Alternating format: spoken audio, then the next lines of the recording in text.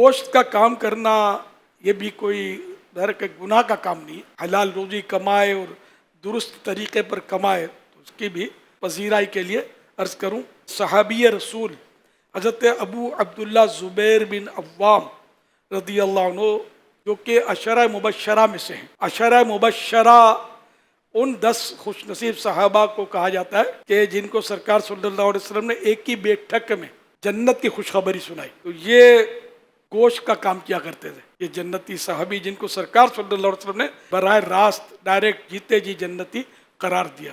ان کا کام تھا گوشت کا۔ حضرت عمرو بن عاص اور حضرت عامر بن قریظ رضی اللہ عنہما یہ دونوں صحابہ بھی گوشت بیچا کرتے تھے، گوشت فروش تھے۔ تو بہرحال یہ کہ حلال طریقے پر اگر گوشت کے ذریعے بھی کام کرے بندہ اور جو شریعت کے احکام ہیں ان کو بجا لائے، حرام اس میں نہ کرے، دھوکہ نہ کرے،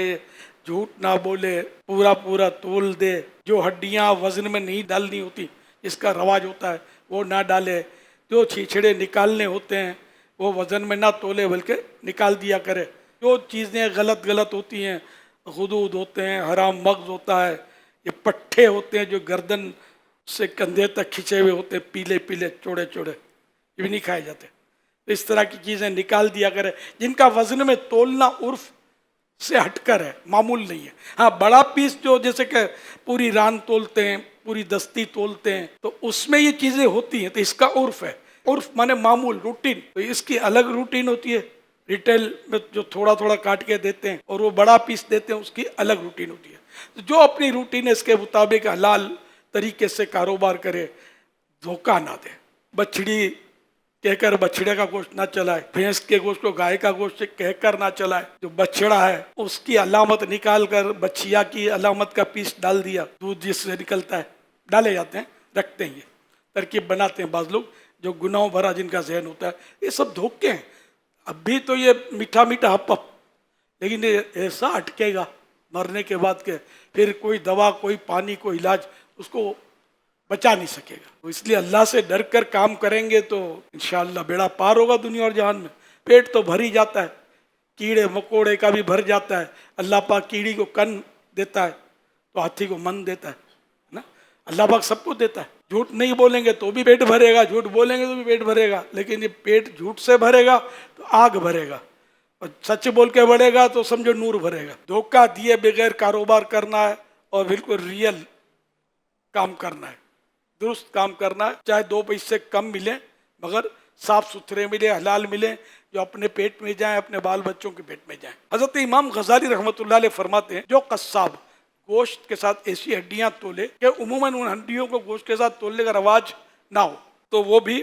مطففین فی الوزن یعنی تول میں کمی کرنے والوں کے زمرے میں آئے گا۔ اور قرآن کریم میں ان لوگوں کی مذمت ہے، وَيْلٌ لِّلْمُطَفِّفِينَ الَّذِينَ إِذَا اكْتَالُوا عَلَى النَّاسِ يَسْطَوْفُونَ وَإِذَا كَالُوهُمْ أَوْ وَزَنُوهُمْ يُخْسِرُونَ أَلَا يَظُنُّ أُولَئِكَ أَنَّهُمْ مَبْعُوثُونَ لِيَوْمٍ عَظِيمٍ يَوْمَ يَقُومُ النَّاسُ لِرَبِّ الْعَالَمِينَ۔ آسان ترجمہ قرآن کنز العرفان۔ کم تولنے والوں کے لیے خرابی ہے وہ لوگ کہ جب دوسرے لوگوں سے ناپ لیں تو پورا وصول کریں، اور جب انہیں ناپ یا تول کر دیں تو کم کر دیں۔ کیا یہ لوگ یقین نہیں رکھتے کہ انہیں دوبارہ زندہ کر کے اٹھایا جائے گا ایک عظمت والے دن کے لیے، جس دن وہ سب لوگ رب العالمین کے حضور کھڑے ہوں گے۔ تفسیر قرآن صراط الجنان میں